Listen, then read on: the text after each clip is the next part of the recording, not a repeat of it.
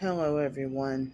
It's now 6:57 a.m. in the morning.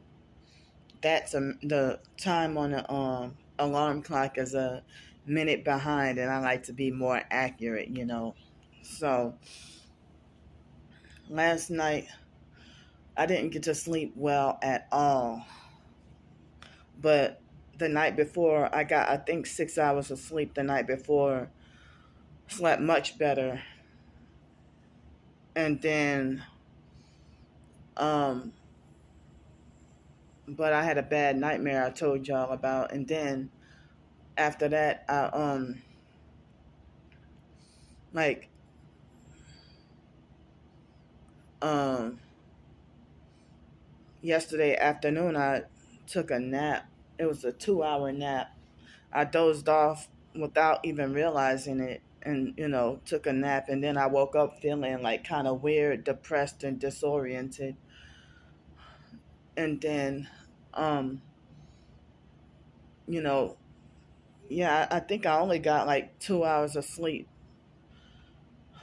and I'm feeling pressure on my heart.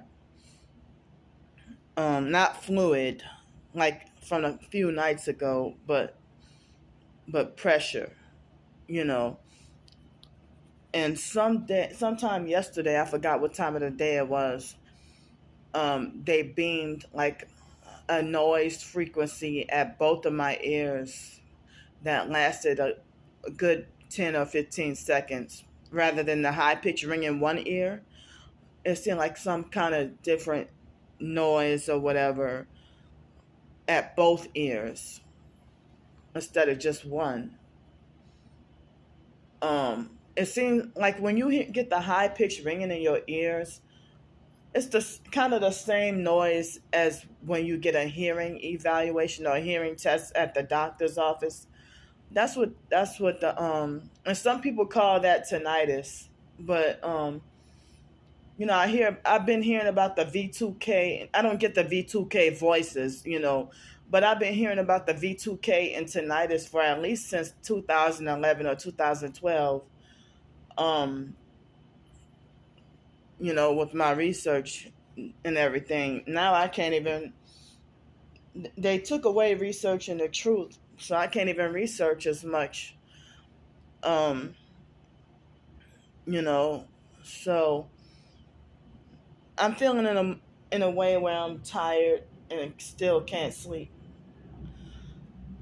So the Wi-Fi at this hotel is really bad, weak connection, and today is my last day of the phone data before I pay and renew it. Thankfully, I have $11 off from my phone bill, and I paid $38.95 for the phone bill. Excuse me, my phone had been freezing way worse, for the past um at least a month. Um, my phone been taking 10 hours. Excuse me, at least 10 hours to charge, or try to charge backwards, or it won't charge. So with the Social Security check, I definitely need to get me a new. I have to, since being homeless on the streets. But if I had a permanent place to live and didn't have to film everything, all the gang stalking and everything, I probably could tolerate even the frustration. I probably could tolerate it for probably could have tolerated it for a couple of months longer, but I'm out here on the streets and can't even, be sitting at places of business for so long, you know. So I definitely need to get me a new phone, and it usually be like, you know, a cheaper phone. I can't afford the more expensive ones, you know. So, and I also need to try to see about getting a mailing address and a driver's license. Um, Even though being homeless is difficult, excuse me, is difficult for people. I mean, people don't want to give you a job anyway. That's what they do. They refuse to hire homeless, or they make it like, well, if you don't have an address, you can't get this, you can't get that, you can't do this, you can't do that. And then they'll lie and say that you're lazy and don't want to work. But I cannot work around noise. Let me see something. As quiet as it is this very second, this is the type of peace and quiet that I need in order to be able to work. You know, I hear a little bit of traffic outside, but as long if I can get to be able to put my earbuds in, excuse me, if I could put my earbuds in, um, and if I can work someplace where they will allow me to put my earbuds in, because they say that if I try to work a job, and they say that for safety reasons that I cannot have my earbuds, but it would cause me to be overwhelmed by noise. It would cause me like a psychological, mental, and emotional meltdown. And that's why people question whether or not I had autism. But I had to throw everything away when they forced me back homeless again. Excuse me. So they had in the records that I was diagnosed with pervasive developmental disorder, but then they ruled it out. And I heard that has happened to a lot of people, and then later on they were diagnosed with autism or high-functioning autism. I heard that they just say you're on the spectrum now. I heard that they do not